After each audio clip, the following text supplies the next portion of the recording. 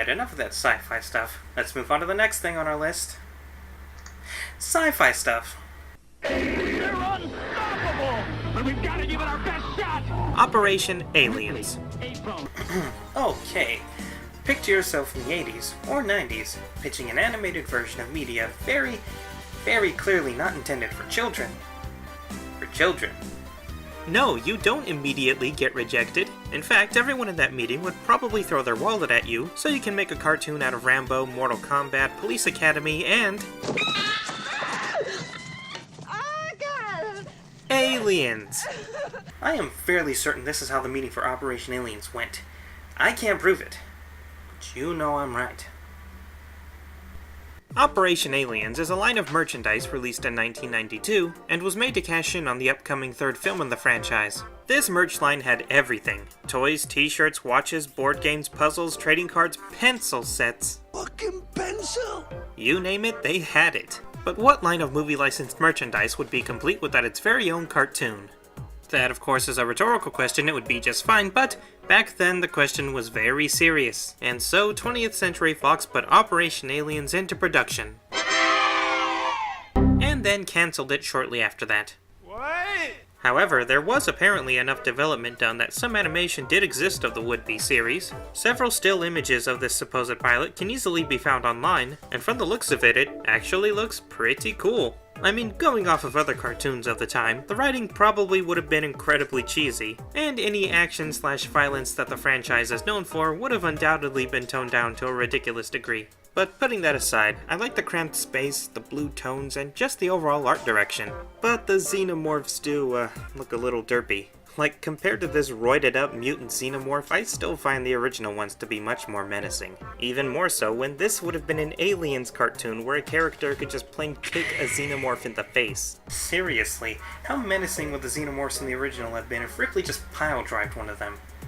Jokes aside, this cartoon really does look like it had some potential. So, what happened to it? Well, the details on what could have stopped this cartoon are about as scarce as, well, everything else related to it, but one theory is that it was cancelled due to Alien 3's poor reception at the box office. Seeing the mixed reactions and how much they were spending on cash-in merchandise, it makes sense that Fox would want to cut their losses and cancel what was essentially an expensive advertisement. Regardless of what happened, it sure didn't stop the merchandise. Apparently, Kenner Products had already begun production on the merch line well before there was any trouble with the cartoon, and after everything fell through, they were left with a lot of toys to sell. And although most of this merchandise would eventually be under the much simpler Aliens brand, you might be able to catch a few pieces of merch with the Operation Aliens logo still there. So did anything ever become of Operation Aliens? Well, kind of. As part of the rushed out merchandise, a small series of mini-comics were released with the Aliens brand action figures, and they seem to have been heavily influenced by Operation Aliens, featuring many, if not all, of the same characters. Speaking of which, I forgot to mention, Operation Aliens, despite being based on the Aliens films, was going to feature many characters who are supposed to be dead, and would have had Ripley in them working in some xenomorph elimination task force. This same premise is carried over here, strengthening the connection between the comic and the cancelled cartoon. It's a weird premise considering the events of the live-action films, but hey, when your Alien story features the characters easily trapping a queen xenomorph, containing it in a goofy-ass looking glass cage, and dropping it into a volcano, it's pretty safe to say they weren't going for any parallels with the movies here. After these mini-comics, Operation Aliens was pretty much done with. Hell, the only reason it got those comics was because they were released prematurely with the rest of the original merchandise. The only other things related to it would come 2 to 3 years later in the form of some trading cards and a board game that had been in development since before Operation Aliens got scrapped. But really, the board game, the trading cards, the watches, the pencil sets, they all don't really count as a continuation. They basically arrived late to a party that had long since taken their brand names off the list. My god, this brand was holding on for dear life. As ridiculous as this probably would have been, it would have been interesting to see what Operation Aliens would have been like. Who knows, maybe someday some footage will leak online, so we can finally see it for ourselves. Some pilots, however, are better left kept shelved, away from the public eye, never to be gazed at. A cartoon so painful and mind-numbing that it could only have been made by an absolute jackass. Star.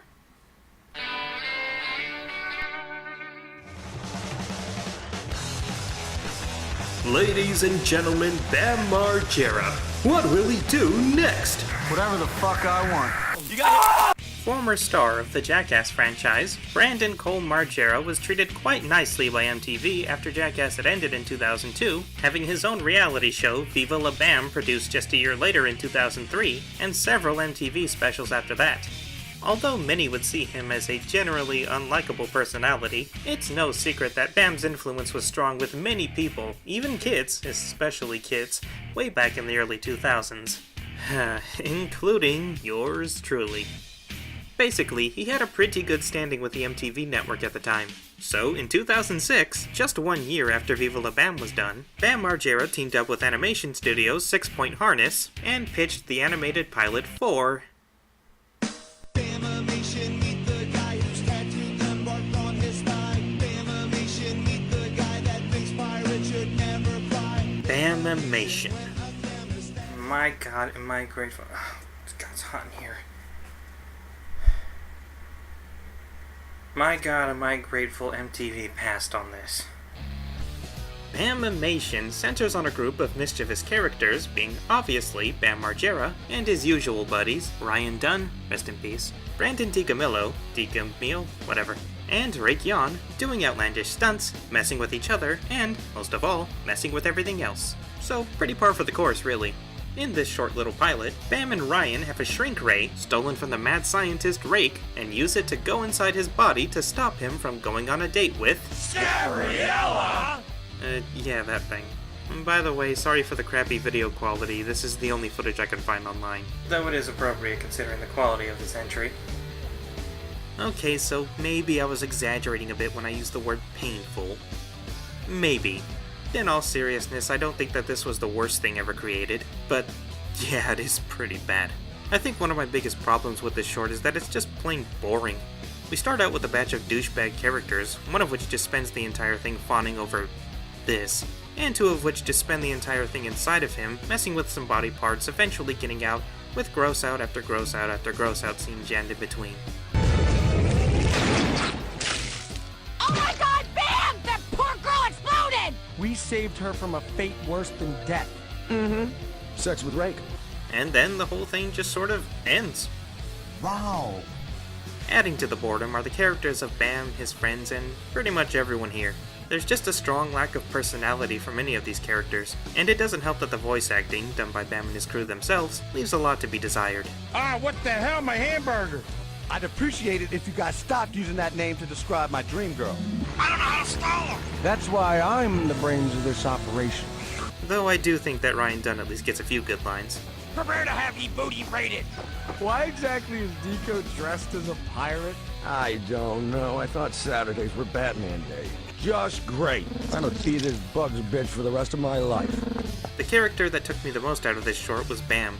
Quite a few times Bam insisted that the situation was very serious, but throughout the entire thing he just has this smug, carefree attitude as he's beating up on testicles, pulling on Rake's brain, and the whole time I'm sitting here wondering why Bam didn't just saran wrap him to his bed instead of this dumbass plan. I don't know, his character in this just seems like a gross exaggeration of his persona, and it's kind of irritating.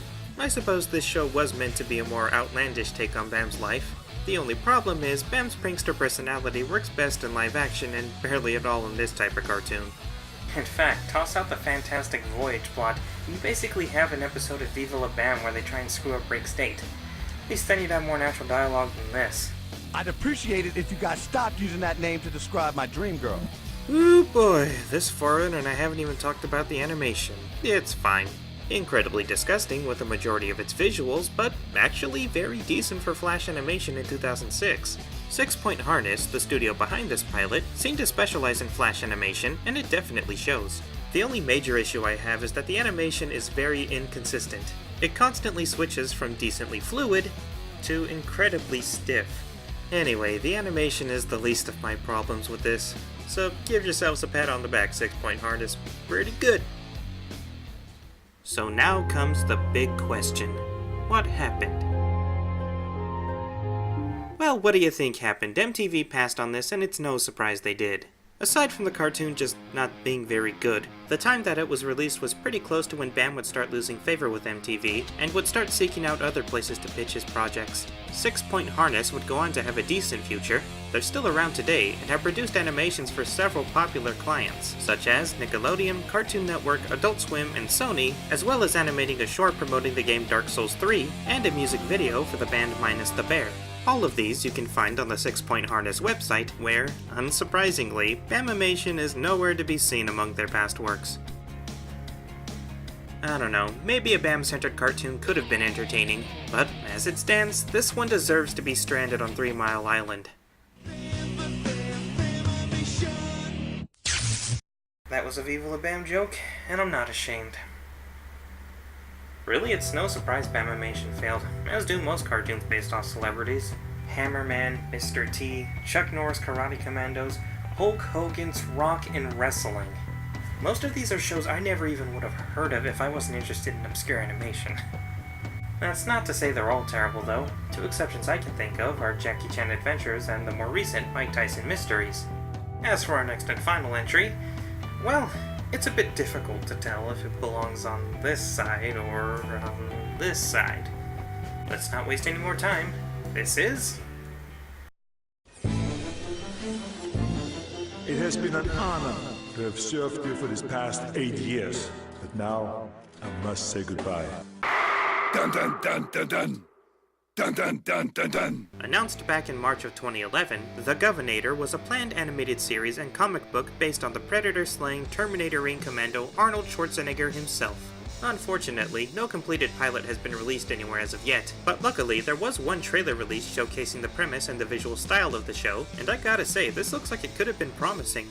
Arnie, now retired from his position as Governor of California, is faced with one question. Governor, will you be returning to your life as a movie star? Now I'm going to be a private citizen once again. I won't be back. Kinda weird seeing as how you're voice acting while saying that, and why is the show called Governator if he's now retiring? Oh, forget it. Just look at all this.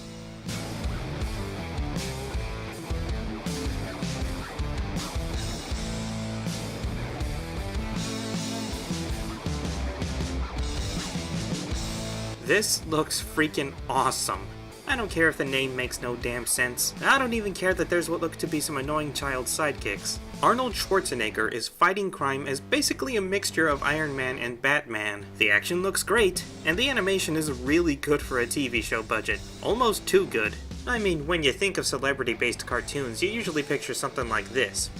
Or, more recently, this. It looks dumb, it looks cheesy, but it looks fun. Would it have been successful? That's another story, I don't think so. However, the creators did seem to think so. Like, they really did. Yeah, it's multimedia, it's a multi-platform, it's from comic books, also games. We will have also a 3D movie, a feature film.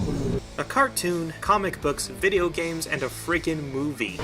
I'm back. They had quite the plan for this franchise, and a lot of faith in the return of Arnie. Well, that didn't happen.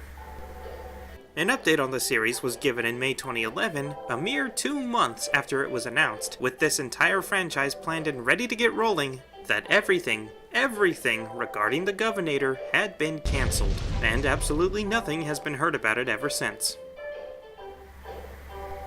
How?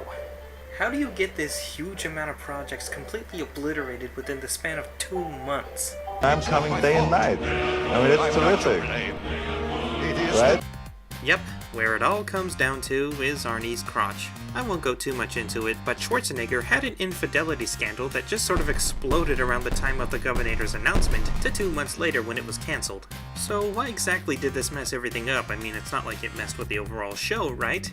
Well, aside from the fact that studios tend to sever ties with controversy, there's also the fact that the cartoon was going to keep itself somewhat grounded in reality. In an interview with Entertainment Weekly, Stan Lee discussed the series and just how much it would connect with the real Schwarzenegger, mentioning Arnie being a devoted family man.